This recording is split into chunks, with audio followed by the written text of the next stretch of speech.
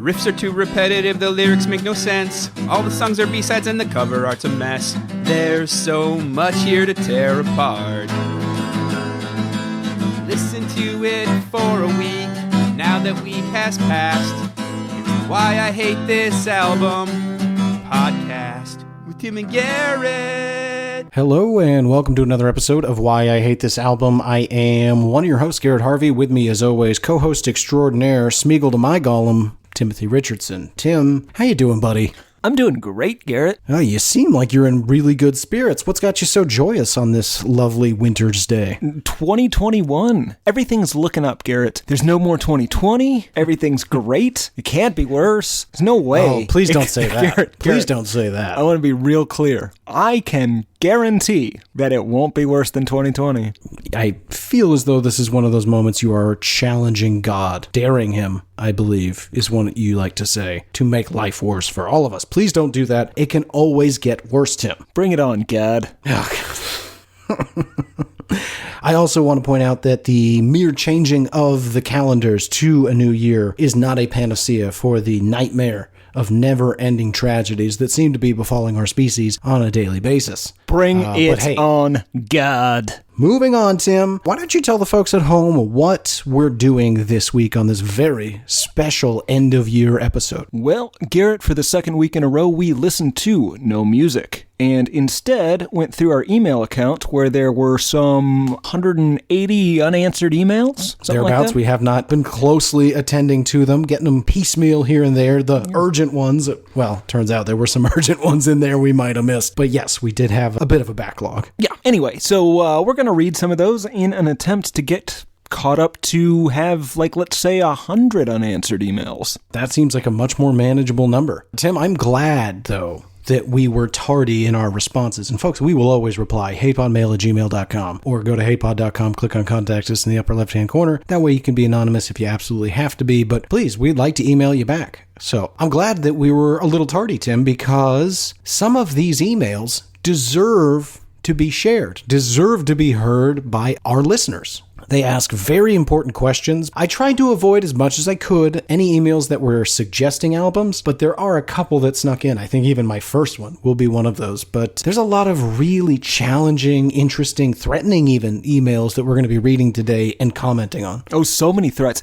I would say, based on the fact that from the show we do, I can see the band getting upset. Maybe, let's give it 5 fans per episode. I can see getting upset. We have so many more threats than that. Oh, sure. I can tell when our listenership has increased based solely on the number of threats we're getting per week. Please stop threatening us. Well, I don't know, Tim. Then how would we track our metrics? Our threat per week or TPW scores would go to 0, and then we wouldn't know how we were doing. Please only threaten Garrett. No, not what I'm saying. I'm just saying if you want to secure those sponsors, really bring a top-notch show to the folks at TBS, we're going to have to look at those TPW numbers, show them just how popular or rather unpopular we are. Anywho, when does this come out? This is our first episode of 2021, the year in which nothing bad will happen. Prove me wrong, God. Prove me wrong. Just about to say I love that optimism, but then you threatened a deity to bring pestilence upon this earth. Bring it on, Satan. I'll battle you both. I don't know, Tim. I've heard one of those guys has a mouth sword. Anyway. Oh my God. I forgot about the mouth sword. Jesus Christ will return with a mouth sword. And I don't know how you fight with a mouth sword, but it sounds dangerous. Sounds like a Wayne Coyne single for Record Store Day. Jesus Christ will return with a mouth sword. Better than anything they've put out since 2009. Sad but true. All right. Tim, would you like to go first or would you like me to? I have to assume we're going to have some overlap. I will, and I want to just put a blanket statement up top. If we talk about your email on this is your response. And if you aren't listening anymore, how dare you stop listening? Anyway, the first one here is from Jordan. And it's a two-parter. First, he says, love the new episode. Unclear which episode he's talking about. Listened to every one over the past few months. Just wanted to say that next time Tim finds himself on a visit, and then in parentheses, secret mission to Omaha, I will make sure to find him. Thanks for the laughs. Your biggest fan from Nebraska, Jordan. Now, that's a little troubling. I will admit, Omaha might have been a code. I don't know where we landed on that. I'm not sure if I was actually... You should know. You should know, because that's what you told me. That's what you've continued to tell me. I was in Nebraska.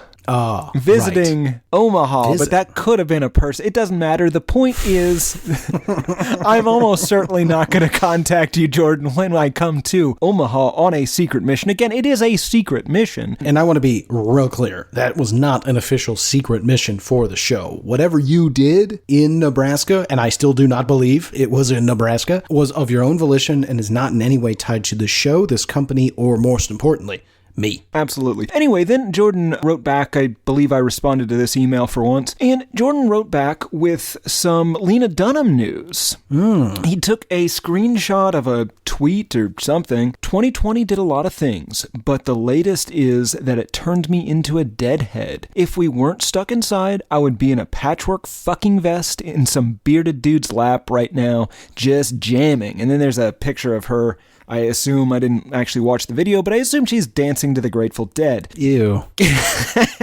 Garrett, I don't want to do a Grateful Dead album. No, we shouldn't need to. We're no longer connected to her in any way. Oh, he's requested we do a Grateful Dead album. I apologize. I think your initial reaction was right, though. Just a blanket gross on all of this. I liked some Grateful Dead. Yeah, I can get behind Working Man's Dead, American Beauty. Those two are good. Fair enough. Yeah.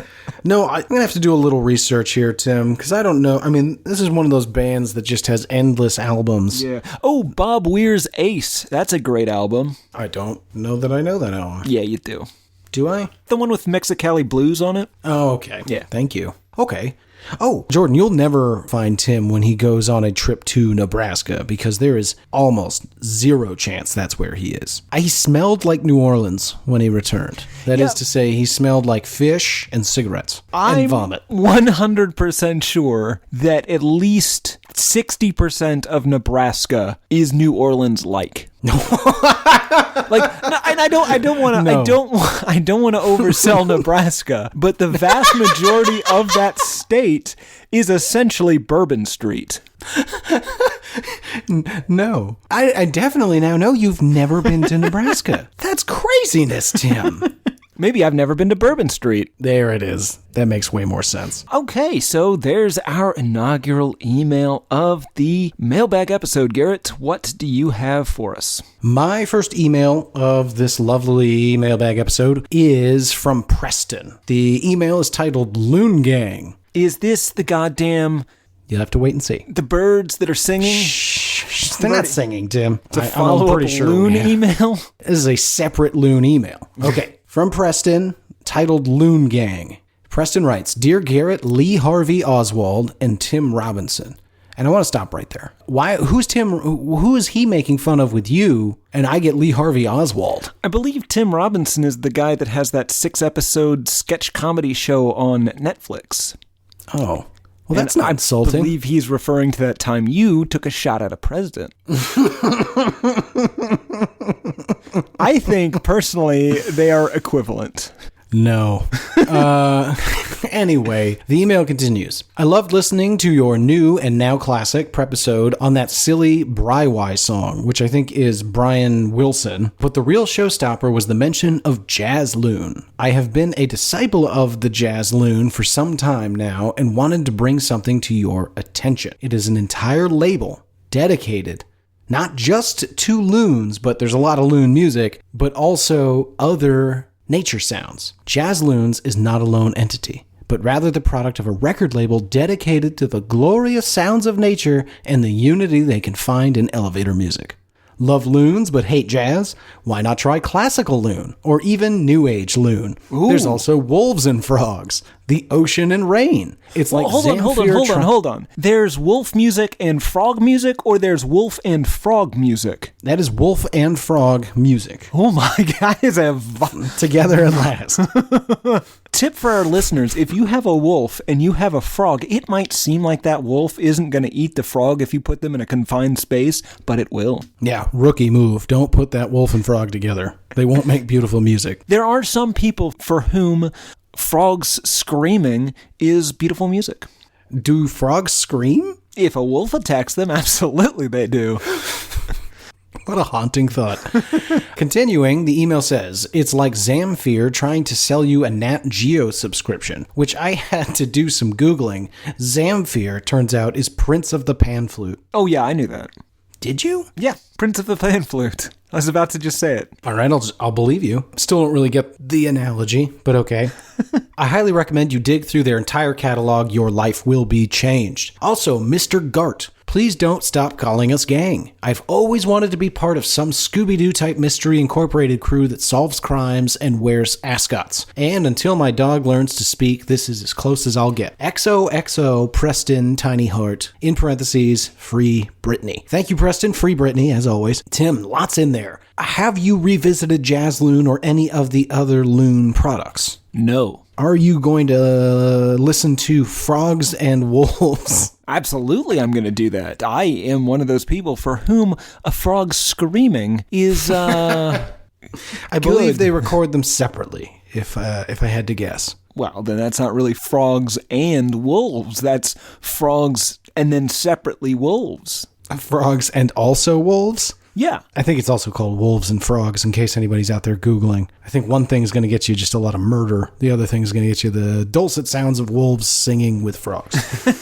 Also, I guess I call the listeners gang. What do you think, Tim? Should I continue? Should gang live on as a collective for our listeners? I like it. Boy, you know what it could be, Tim? We could be the Hate Squad. Hate Pod? Hate Squad? I like Hate Squad quite a bit. Yeah, then we sound a bit like some sort of Suicide Squad. But we'll keep working on it, folks. If you have a collective term for the listeners of this show, I want to hear about it. We had suckers for a while, but you're a sucker, not them. The suckers, once we get that Patreon started, I think the suckers is an accurate term. Because, we'll be bilking them out of money. Yeah, once we get that store fired up, too, we could have a lot of merchandise referencing the suckers. Because then, we're going to have the limited edition baby blue with gold-rimmed intern shirts. We'll have two versions. One will be intern number, and you can put in your number. The other version of the shirt will be intern, hi, my name is Brad. Limited edition Brad intern shirt. That's a baby blue with gold collar and sleeve ring, and the Why I Hate This Album official intern shirt. Those will be coming to hatepod.com/store just as soon as we have a store and that merchandise. And since it's 2021 and all things are going good, probably already up there. Yeah, you could go there right now. Probably on there. Okay, Tim, that was my first email. What other emails you got for us? Well, this is from Grant, and it's entitled The Antichrist. Oh, I love this one. Hello. My name is Grant, and I'm 34 years old. That's a good tip. Anyone that emails us, let us know how old you are first. Yep, that's a hallmark of the Amazon review that I would like to carry into our correspondence with all listeners. And honestly, it's just proper etiquette for an email. Anyway, my name is Grant, and I'm 34 years old. The Antichrist is Dwayne The Rock Johnson. No one would ever suspect that guy. Thanks, and keep up the great potties. Grant. Don't love that. I don't know how. You said potties once. And no, I did not start potties. One of our listeners, I don't remember who. No, maybe you said pee-pee-sode and they started potties. I think a British listener started potties. Okay, well, the point is, it's great. Your mom might have given us potties. No. Maybe. I think she said potty once. I don't remember. It's not important. Anyway, the point adorable. Is, we should investigate Dwayne The Rock Johnson. Cowboys are currently following him around. I don't want to hear about that. Can 2021 be the year we don't mention the C word? Maybe. Not committing. That was a soft commit, Tim. That was a hesitant maybe. Here's the thing. If we're not mentioning the C word, that means I'm left to go on adventures by myself, and you just have to hear about what I'm up to all day. I don't Is it better? That. We'll find out in 2021. Oh, wow. Now, to remind our listeners, of course, we did ask you guys to submit who you believe may be the Antichrist. We've gotten a few. I think I put forward Betty White. Yeah, she does have evil behind her eyes. Nope. The exact opposite, Tim. Oh, right. Oh, yes, because she's... Yeah. You wouldn't suspect her. Correct. But what if it was somebody, like, just super obvious? It would always be disappointing. Some sort of... Muammar Gaddafi. You're like, oh, yeah, that guy's a son of a bitch. He had some good qualities. Did he? He did. You get that? Nope. Oh, I don't... You know what? I'll be honest. I don't know that much about Muammar. Yeah, just how he died. Yes. Rectal lacerations. Knife sodomy. Technically, yes. I want to move on from this. Garrett, what is your next email? My next email is from Mac, from July, all the way back to July. Oh, God. Yeah. Mac writes, Dear Gim and Tarrant, hi, it's your friend Mac. I've been doing good, guys. Thanks for asking. I hope you're also doing good. Hey, I was just thinking this the other day. Do you guys remember that time where we all shared a hotel room in Vegas and we tried crystal meth and tried to start a campfire in the lobby for the s'mores of the Tropicana, but we bought maple syrup instead of kerosene, so our toes just got sticky and we had to run from all the fat, sticky tourists? I told my neighbor this story. There's no punctuation in here. I think I do remember this, though. Sorry, let me see if I can put some periods into this rambling. We had to run from all the fat, sticky tourists, period. I told my neighbor the story, and I think he lost all his respect for me. How do I regain his respect? His lawn is so pristine and makes me salivate. Like that time we were having lunch in the food court, and Gim spat his Coca-Cola in my nudes because he thought he saw... I mean, we do know this guy. He knows we call him nudes. Nobody else does. Gim spat his Coca-Cola in my nudes because he thought he saw T.I. walk into the Sunglass Hut. I still ate the nudes, but they were a little weird. But I was okay with it because Gim and I shared drinks all the time. Maybe that's how I got mono last month. Did you get mono, Gim? I know I gave it to Tarrant last year. I know I gave it to Tarrant last year after Lollapalooza, but we promised we wouldn't talk about it again, though I feel guilty about what we did to that porta potty. But anyway, I have to go feed my squirrels now. Bye guys, looking forward to our trip to Alaska next year. I've already bought my bikini. P.S. I've grown a lump on the side of my head, and my oncologist thinks it's serious, but I'm convinced it's from all the bacon I eat. Can you guys call him and tell him I'm right? Either way, I'm not going to stop eating bacon. P.P.S. Check out Wesley Willis. He's my best friend. I assume that's an artist. We will check out Wesley Willis. But, Tim, the rest of that, how much of that happened? Do you know? Do we know a Mac? Who do you call Mac? We do know a Mac. In college, short, Scottish man. The fact that we haven't said his last name, can we talk about the time he got his second DUI? Oh, I watched it from a rooftop, Garrett. It was amazing. We all were drinking and smoking cigarettes on a rooftop, and he decided, for whatever reason, that wasn't good enough, and so he left. Now, he had parked his truck on the street, and we watched him walk out of the building, get into his truck. He had to pass a cop to get into his truck. He backed it into the car behind him, then went forward and hit the car in front of him as he pulls out of this parking space, immediately gets pulled over. The cop gets out of the car, and on the video, we couldn't hear this, but on the video, it's just like, sir, you have to put out the cigarette. And no, later, man. I believe... I'm good.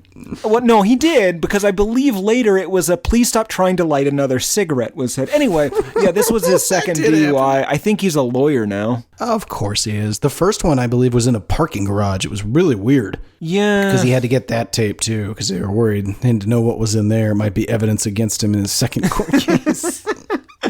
Oh, that was great. But my point is, if it's the same guy, all this definitely happened. Yeah, I can't see him saying nudes. Yeah. Also, the crystal meth. I don't remember doing crystal meth. No, not crystal meth. Did you drug me? Nope. Did Mac drug me? I don't know. Maybe. Wow. Tim, I figured that we were going to be able to wholesale deny everything in this story, but geez, it kind of adds up. The nudes, the TI, the Lollapalooza. The sticky toes? Yeah. Sticky toes. Yeah, that's you and two words. I don't know why we used to.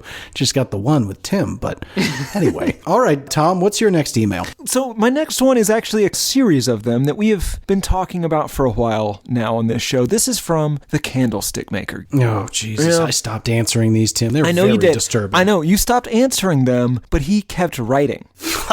That was not lost on me. So- I just see the ticker go up. Yep. This is going to be, I'm going to start on September 20th, and I'm going to go to December 1st. Oh, and come on. None of these Garrett responds to, but they just keep coming. So the first one reads, I'm back. I've been hiding for the past month or so, but I think I may be safe. If you heed nothing else I've told you, listen to me here. Please. After dark, the city rearranges. Find the screaming staircase and use it to locate the liars. They will answer all your questions. If they ask you about the stars, answer that we live in an age of miracles. Time waits for no one. Go. I'm not joking. The Candlestick Maker. And then below that, it just says, it's coming, it's coming, it's coming, it's coming, it's coming, it's coming, it's coming, it's coming. And there's a video, Garrett. Did you watch the video? No, I did read that email on a previous episode. You did. Episode, Absolutely. But I did not see that there was a video. Okay, so this video appears to be a robot trying to convince me to come out of my bunker in some sort of post-apocalyptic wasteland, and I'm not falling for it. But anyway, well, maybe we'll play a little bit of the video here, the audio of the video, or if you're one of the people that found the feed and won yourself some hate bucks, you can watch the video. We could also post it to Instagram. We could, but probably won't. Anyway, the point is, I mean, maybe we will. Who knows? I can't argue that. We probably won't. We should. Yeah. We totally should. If you guys reach out to us and remind us repeatedly, we'll do it. Yeah, here's the video.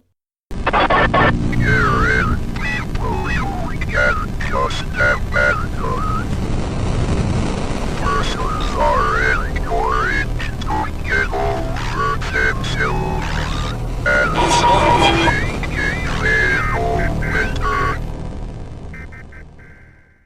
Terrifying. That's bone chilling. Yeah. I like a good joke, Tim. But maybe we should remind everybody that the Candlestick Maker is what we thought to be a fictitious serial killer that encases his victims in a large human-sized candle, often with a tableau or themed candle like pine cones for a holiday festive cheer, maybe with some holly. But again, a full human corpse also in that candle. Absolutely. And this has become all too real. Right, and this person appears to be from some sort of robot uprising future. Presumably 2022, because that's not going to happen in 2021, because nothing but good things will happen in 2021. Right, you've mentioned that. Yes. Anyway, so here's the December 1st, 2020 email. It's just a series of slashes, and then it says, he's coming, he's coming, he's coming, the sun, the sun, the sun, a bunch more slashes, stop.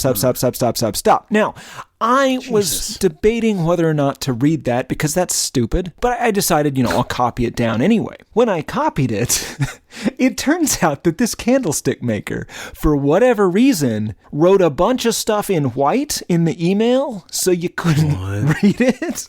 So there's a bunch of hidden text in this email. Why are you...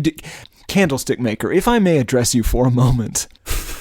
What are you doing this for? Please stop. It's scared. Very threatening. I'm scared. Your mission accomplished. You win. Yeah. Garrett's installed extra turrets. He's installed turrets in the hole in our wall. I just filled the hole with guns. Yes. Anyway, so this is what was all in white. Okay, I'm back. There's been some things going on. I don't know whatever bullshit fake Candlestick Makers have been writing in, but I'm the only real one. Before you doubt me, ask yourself, has anything I've told you been false? No, of course not.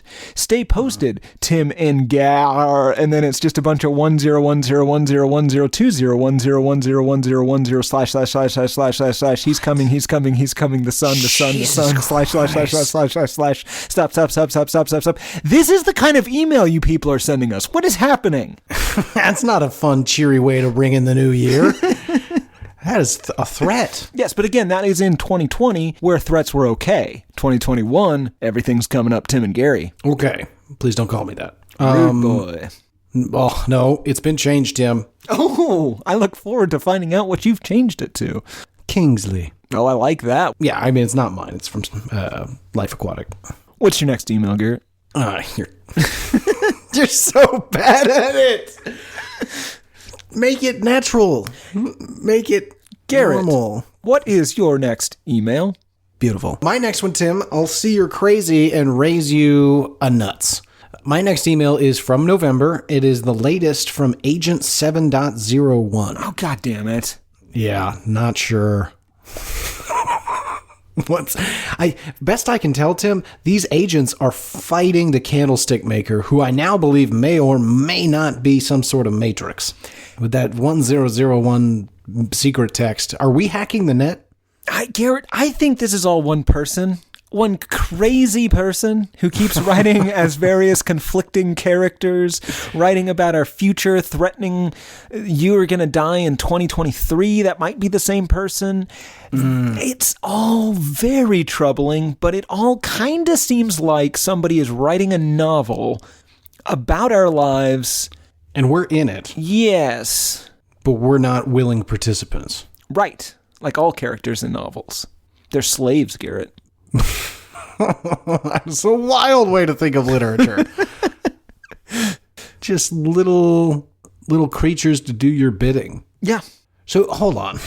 So as you write your short stories, and folks, they're just breathtaking. Tim doesn't have quite the courage to ever share them on mics, but if he did, we would dedicate a whole podcast to them. Anyway, so when you're creating these short stories, you're kind of envisioning the old school Looney Tunes pen on paper, little characters being bullied about, forced to do your bidding as you write pen to paper? 100%. I believe that there are living creatures that are forced to do what my words say against their will.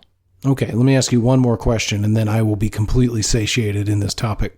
You believe that? Know it? Is that what you mean? I know it? That's great. The email says, Tim, again from Agent 7.01, Hello, Timothy and Garrett. I've come to tell you what I know. I'm sorry it took so long. I've been on the run. But here is what I know. Number 1, don't trust the organization. They've been planning to kill you for the past 2 years.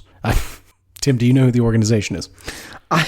It's so hard to keep up. It really is a tangled narrative. Anyway, email continues. And believe me, they aren't people you want to mess with. They're powerful. They will silence anyone who disagrees with them, no matter what it takes. That's also alarming. Number 2, when I was fired from the organization, I heard rumors about a powerful weapon they were making. What they were going to use it on, I don't know. But for the past 2 years, Garrett has been a prime person to get rid of because they know the power you will hold in the future, and they know that you are one of the only people who can beat them. So they want to take you out before it's too late. Fantastic. They have heard word of my ascension to Le Costier. That's fascinating. They have some sort of time device, Tim. They've seen my rise. That, or perhaps they have access to some sort of soothsayer. Sure, some sort of Nostradamus chained up in a basement somewhere. Or they could just listen to the show. Tough. Anywho, the craziness continues. So I assume this weapon is meant to take you out. Number 3, there are hundreds of spies from the organization in Austin trying to find your location at all times. So be cautious to the people you talk to. Boy, Tim, I'm a chatty Cathy. I'll talk to anybody. Yeah, also, you get around a lot. Oh, absolutely. I'm up, down, north, south, east, west, planes, trains, automobiles, you name it. I'm in it. You should be easy to find, is my point. Oh, absolutely. Number 4, do what the Candlestick Maker says. Interesting, Okay. Tim. Okay. Your theory's holding a lot of water here. I think that this might be some sort of counterintelligence. Is that the word I'm looking for? Maybe. Depends what you're trying to say. Some sort of propaganda put forth as some sort of false flag. That's not quite it. Crisis actors. That's where we are. No, please. I've asked you to stop shouting that into your microphone. I'm fairly certain that this is the Candlestick Maker now. If he tells you to stay in a hotel for a couple of nights, I would do it if I were you. So that's all I know. If I find out anything else, I'll tell you. But to be honest, I don't know how much longer I have. Be safe. Very ominous ending there. And then we haven't heard from him since November. So probably dead then. Perhaps, yeah, probably killed by, I guess, the agency, the organization. The Candlestick Maker? Yeah, you can't trust a serial killer, Tim. Learned that the hard way. Got Yes. red dragoned. You have been red dragoned. Twice. The skin on your arms has never grown back. Well, not the way it used to be. Nope. Used to have thick, luscious arm hair. Gone. What email you got, Tim? Hello, friends. It is I, Quasi. Oh my God, Kawazi. I know you missed me. So you ask for interesting stories. Let me tell you about the time I wasn't allowed on the bus after a concert. The setting is early 2000s. Soon after I showed up to school and was told by my teacher I was no longer enrolled in school and GTFO before I was arrested for trespassing, but that's another story for another time. Let's say 2001. Me and a group of friends went to a concert at the Mandalay Bay House of Blues. I think it was Fear Factory, maybe Voodoo Glow Skulls, or possibly Primus. I dunno. I went to a lot of concerts because I made a couple hundred or 1,000 a week depending on the week from spamming porn on AOL. What does that mean? I don't know. Again, another story for another time. As you can imagine, I was a teenage hoodlum who got arrested a couple times for DUI, never convicted, winning. So I stopped driving to concerts and took the bus to concerts instead. Of course, we were wasted on all sorts of things. I would say don't do drugs, kids, but let's be honest, if you're going to do drugs, do them before you're a legal adult, so if anything happens, it doesn't affect your future. Hashtag not legal advice. Yeah, that's bad advice. Anyways, after the show and being wasted teenagers, we would tackle each other through shrubbery and other jackass type things to shock adults and just for laughs. Well, we finally get to the bus stop to head home, and my friend Q-Ball, who looks exactly as you'd expect, XXL redneck that would look comfortable knocking out police horses at a gathering of the Juggalos.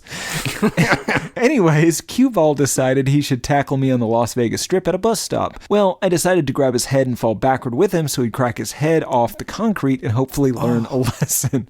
Well, things didn't go as expected considering the fact that I was directly in front of a billboard on the bus stop. Google Las Vegas bus stops to see what I'm talking about. Next thing I know, I'm sitting dead center of the billboard, still holding Q-Ball in a headlock, trying to figure out what just happened. Well, it turned out indestructible plexiglass is destructible when you've got two 200-plus pound guys ramming into it. Oh my God. I have a piece of plexiglass sticking out of my arm, leaving a nice 2-inch gash that proceeds to start gushing blood along with other random wounds, and my buddy has cuts all over his head. I take off a sock and use it to stop the bleeding and wait another 5 minutes for the bus to show. I tried getting on the bus with bloody money and my arm wrapped with an obvious blood-filled sock on my arm and a destroyed bus stop behind me. The bus driver tells me he can't let me put bloody money in the cash machine and basically tells me and my friends to fuck off. But then... Good man. But then lets the other people at the bus stop on. Dick move. The bus leaves and I proceed to confiscate a drunken shirtless friend's shirt and wrap up my arm and then walk to the next bus stop where the bus driver doesn't seem to mind bloody money going into the machine with an obviously still bleeding teenager. I still have a slight scar to this day from that night. Fun times, so that's my story. I hope you enjoyed it. Okay, thanks, bye. Kwezi. Oh, God. Being super hammered and pulling glass out of your arm, that doesn't seem like a good idea. Do you remember in college, Bruce, there was this window that was like some crazy plexiglass thing that couldn't be broken. And he said he thought he could break through it. And it was a hold my beer moment. He handed his beer to somebody and he ran and jumped straight into it. And it didn't break, but the entire window popped out, landed on the ground and slid across. So basically he was then surfing on the ground on a plexiglass window that again did not break. What was his... I mean, if it had... If it had, he'd be seriously injured. Well, he wouldn't have been, but anyone else would have been. Because he was some sort of rock man. Yeah, that guy. The day I watched him casually pick up a full keg and go up 3 flights of stairs while, like, telling a joke. I was just like, what are you? That is a 2-man job with a couple of breaks. Yep. Good times. Yeah, I don't know what that story was in relation to, though. Just weird stories, I guess we asked for. That's a good one. All right. What about you, Gary? What about you, Kingsley? Why, thank you.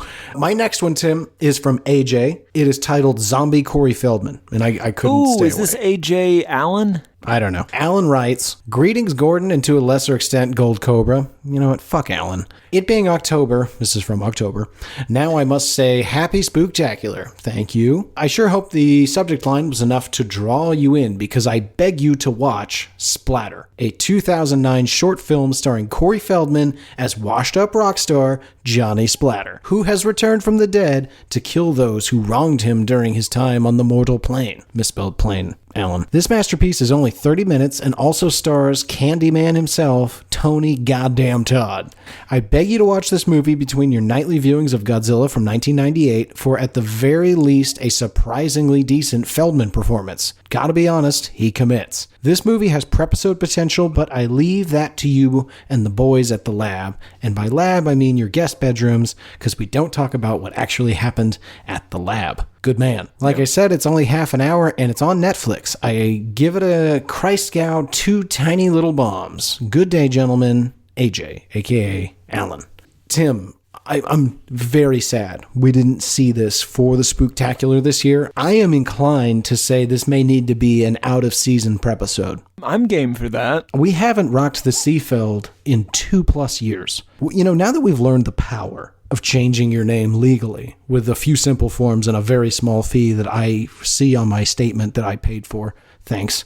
I paid to have my name changed to Rude Boy. Did you change my name? Not yet. I'm still really trying to decide. So I remain a doctor.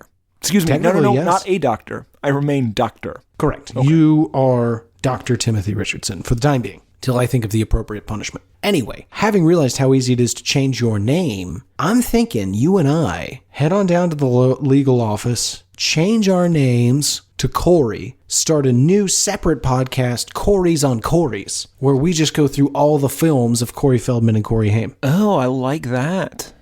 Ending with the tragic reality series, The Two Coreys. Oh, it's so sad. Corey Feldman gets to look down on this poor bastard. Yeah, and that's not what you want. The other idea is one of us could change your name to Nicolas Cage, the other to John Travolta, and we just watch Face Off every week and just talk about it.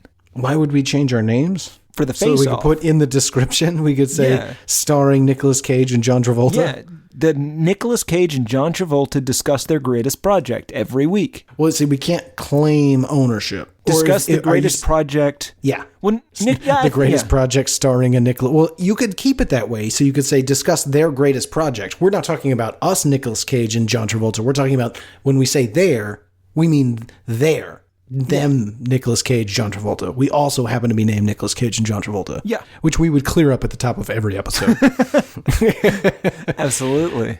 Ideally less concisely than I just did. Yeah. I actually have another email that goes along with this. This is from Kyle from October 1st. And he writes, "Hi, y'all. I don't know when you record episodes and if you already have the Halloween Spooktacular recorded for this year, but y'all gotta do the Scooby-Doo Spooky Island soundtrack. Features Scooby-Doo themed songs from show favorites like Shaggy, Simple Plan, and Sugar Ray, along with an early 2000s pop punk cover of the Scooby-Doo theme. Best wishes, Kyle." I think, Garrett, Scooby-Doo Spooky Island? A soundtrack?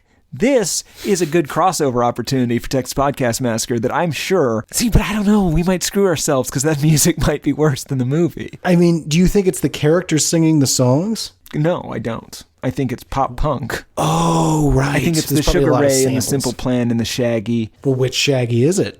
Oh, sorry. It's the Shaggy, the guy that discombobulates females' vaginas and uteri. God, I was just going to say the bathroom floor Shaggy. You made it gross. Shaggy made it gross, in my defense. That's true. His words, not yours. Yeah, we can do the research. This is a good idea, for sure. But I definitely want to do Feldman maybe as soon as 2 weeks from now. I'm game for that. Back to you, Garrett. What email do you have for us? My next one is from Coltrane McQuarrie. There's a person named Coltrane McQuarrie. Yes. Should we be saying his last name this much? Probably not. Anyway, Coltrane writes, "Dear T-Bone and Garrett Bone, I'm delighted to hear that you fellows liked it." So this is in reference to the person who created our new Music News of the Weird jingle. "Thank you for your kind jingle words. Also, I have a Slipknot adjacent story that I thought you might find amusing. When I was a young lad of about 12, I had co-founded a grungy garage rock sort of band with some musician friends, and we made a couple of songs that I actually think are still quite listenable. That was before our drummer, who I'll call F-Bomb, went through the change." That's in quotes. The F-Bomb had become obsessed with Slipknot. He started constructing masks out of duct tape, smashing trash cans around, and speaking only in growls. Good lord, he might have had rabies. Might be a spongiform encephalopathy as well. Sure, and our good friend Spirocheat. Ooh, a little neurosyphilis or Lyme disease. Dealer's choice. He even went so far as to suggest that we go by number aliases, wear boiler suits, I don't know what that is, and basically sew masks to our faces. And I don't think he means to our faces. I think he means I hope he over. does. Oh my God. Yeah, that is aggressive. Yeah, it's too far. Yes. 30% And when too confronted, far. yeah, just don't sew things into your face.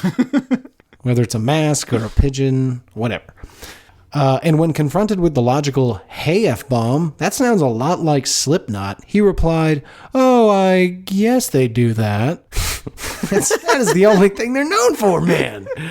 Yeah, right, F-bomb. Yeah, right. Also, as ashamed as I am to admit it, I also went through a knot phase and constructed a mask, which I still have, photos attached, and we're going to talk about these in a moment, though it is no longer functional. I also made I know what it looks jump like. ahead. All right. I also made an automatic keg noise machine with a kick drum pedal and a hammer that I spent a ridiculous amount of time on, video attached. One more note, Coltrane McQuarrie is my given Christian name, though I was not named after the jazz musician, but the policeman from the Dukes of Hazzard and the deaf son from Mr. Holland's Opus.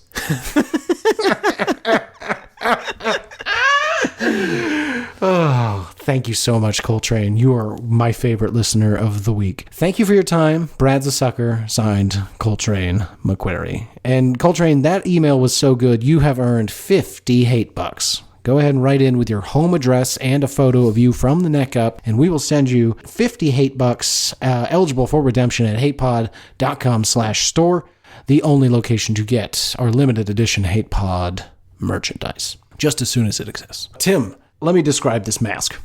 Folks, picture a World War II gas mask with the filter removed from the front, so that big canister-looking thing removed from the front and replaced with a big rubber or silicone red hand. That's weird. I certainly appreciate if you're looking to make a creepy Slipknot mask. Well done, Coltrane. That thing's sweet.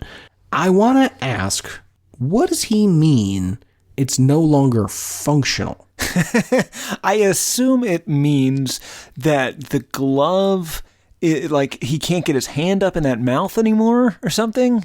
And I will say this because I get what he's going for here, because we've talked at length about Jesus with his mouth sword. Sure. Well, it's in the book. Absolutely. But here's the thing. You can't really manipulate a sword very well using just your mouth. So if he's really going to be, and obviously Jesus does everything whole hog. He's not going to start something and not get really good at it. But really the only way to be very good with a sword is with your hand. Now, it says clearly that sword's in that mouth. So I propose there's a hand mouth. Maybe his tongue is a hand? Is that possible? No, I think Jesus Christ's tongue, it has digits to hold a sword? I don't think so. I hope not. Christ, I hope not. Maybe, though. I only recently learned about the mouth sword after you made note of it during one of our various Rapture episodes. And of which we have several. But I assume you have since done the research. You've pulled down the family Bible. It's in there. Sure. I wish you wouldn't call it that, but yes, I did open that Bible and I took a look in the back, and believe it or not, folks, there's multiple, I think 2 mentions of Jesus's mouth sword. I got to imagine, Tim, that thing emerges from the mouth. It comes up out like a reverse sword swallower. He vomits up that blade, then wields it. No, I think it emerges from the mouth as well, but it emerges tip first. Yeah, I agree. Okay, but then it stays in that mouth. No. Yes, he fights with the sword in his mouth. If it just comes from his mouth and then he fights with it, that's just a shitty place to hold your sword. Sure. I mean, he's Jesus. Maybe there's some magical reason you do that. I don't know. Maybe it's just for badassery. You face off like very badass, but it also seems very badass if he opens that mouth and a hand is in there. Like, oh God, that's terrifying. That's not do you want to fight that guy? Like, because he's not always holding a sword, so sometimes he's just got a hand in there. That's how he prefers to shake. Wow. So you're picturing like the xenomorph from Alien, but instead of a second tiny mouth, it's a full man's hand. Yes. That emerges from it. Sometimes holds a sword, yes. You know what, Tim? You've swayed me. That sounds great.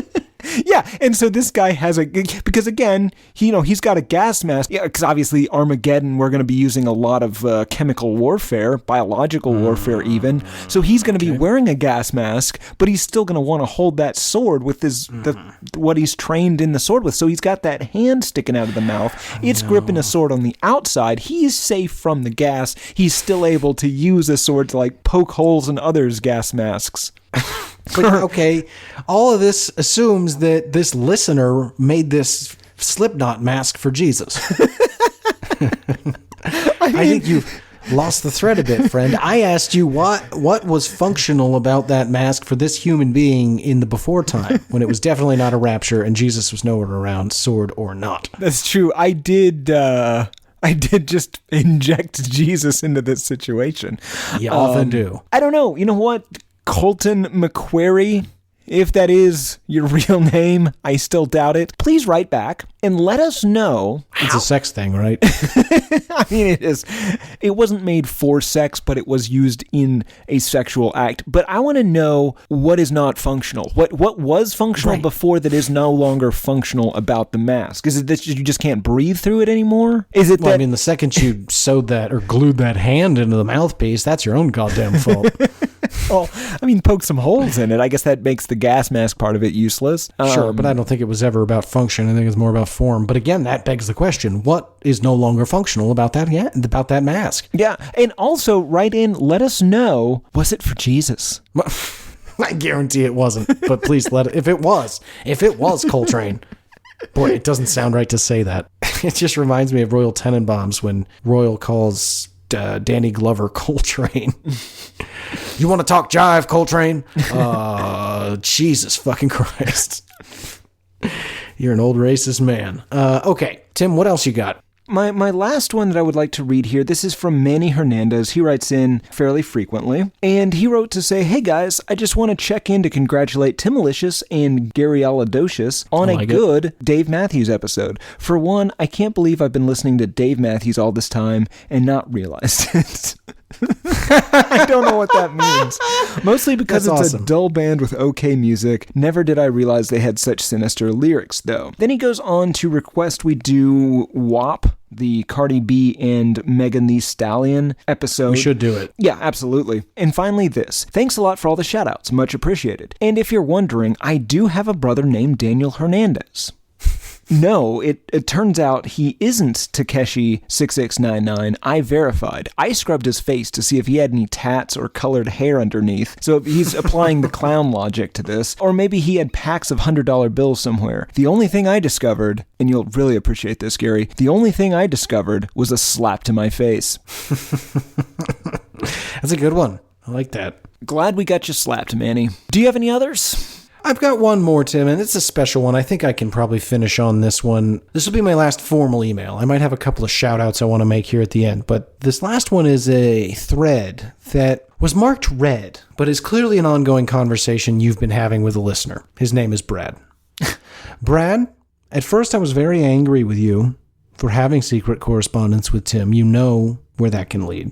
And it did seem as though you guys were plotting to get one, if not probably you, to get you into the Navy again. Listeners will remember Tim was in the Navy for exactly 1 week before he was asked to leave. It was a mutual decision. Sure. Yeah, a lot of good people on both sides. I'm just going to read the last part of the correspondence, and then I want to make a few comments. It's from June. To be clear, the Navy is no longer an option for me, and the recruiting offices have blocked my phone number. This is all you wrote to him. Jesus Christ. Cryptic. Brad replies, like any responsible podcast internist, that can't be right, you confiscated other Brad's phone number and have his social security number on hand as an employee, right? What's a little identity theft/borrowing between employer and indentured servant/employee? When the inevitable court-martial happens, okay, so he does know you. When the inevitable court-martial happens, they at least have the resources to locate him and return him to the country. This is where things get very interesting. If you testify as a character witness, he might get to continue his internship internship from incarceration. Sincerely, Brad. So at first, again, I was furious that you guys were plotting to get you back in the Navy. To what end? Very unclear. But when I realized that it could be used to help us leverage the resources of the U.S. government to locate our Brad, who we lost when we sent him to college, and he may or may not have stepped onto a fishing ship. He might be a pirate king. Could be a pirate king. We don't know. In any event, we'd love to get the resources of the U.S. Navy involved to find him. And if it means he has to serve 3 to 6 months in a brig or whatever, that's fine. That's a small price to pay to get him back and work for us. Honestly, it's a small price to pay if he's been pirate kinging. Sure, absolutely. Although, Tim, I'm not really sure exactly what pirate law is for international states. There's that one time where we just shot those dudes in the face. Well, don't shoot Brad in the face. No. Well, he's a U.S. citizen. I do not like him. He is a U.S. citizen, sure, but you remember Anwar al-Awlaki, right? No, we don't talk about him.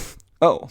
Yeah, no, that didn't happen. What about Abdul Rahman al-Awlaki? Yeah, we don't talk about that time we killed U.S. citizens without any due process because they were on foreign country and sort of believed to be maybe kind of... You know what? We don't talk about it. He was born in Denver. Think about that. You're born in Denver and then murdered by sky robots in Yemen. Tim, we don't say it enough when we use way too many cutesy terms like drone and U.S. operation and democracy, but we have flying, unmanned sky robots that rain fire down on strangers.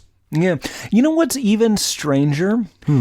Nora al-Awlaki, 8-year-old daughter of Anwar al-Awlaki, was killed in 2017 in a commando raid ordered by Donald Trump. She was also an American citizen. That is news.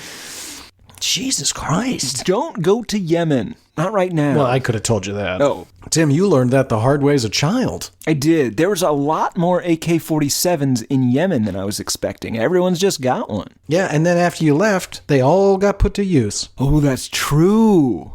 Yeah. It's the greatest story you never told. So You told me the first half, and a decade later, you told me the second. The second is everybody died. Let's move on. Tim, you got any more emails? No. All right, so a couple quick shout-outs to wrap things up, folks. Hope you enjoyed these. These were great emails. It was very hard to choose. If we didn't read yours, don't worry. We will get back to you eventually, ideally sooner rather than later. Maybe we'll even feature you on a prep-episode. A couple things we didn't mention here is we did get a lot of new requests, and we do add them to the list. We try to let you know so you know that you are heard. But, Tim, we did get a very special email from the Indie Bible team. I'll give you the gist.